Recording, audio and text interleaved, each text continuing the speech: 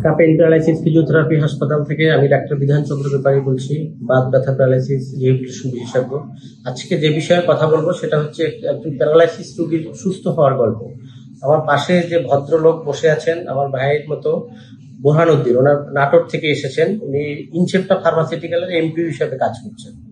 উনি কিছুদিন আগে স্ট্রোক করেছিলেন, হিমোরাইজিক স্ট্রোক ছিল, ওনার ডান সাইড প্যারালাইজড ছিল, হাঁটাচলা করতে পারতো না, বেড রাইডার ছিল।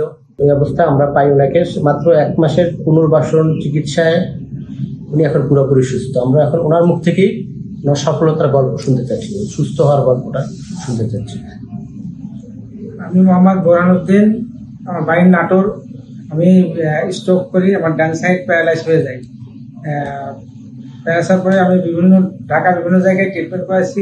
কোনো ট্রিটমেন্ট করানোর পরে সমস্যা করতে পারি নাই। পরে স্যারের সাথে দেখা হয়, সেখানে স্যার আমাকে বলে যে এখানে ভর্তি হন আমার Dhaka pain and paralysis physiotherapy সেন্টারে, এবং সেখানে থাকছি এবং 1 মাস থেরাপি দেওয়ার পরে স্যারের ট্রিটমেন্ট সহ নিয়ে আমি এখন পুরোপুরি সুস্থ আছি এবং ভালো আছি, এবং আমি আমার চাকরিটা করতে পারতেছি। ধন্যবাদ সবাইকে।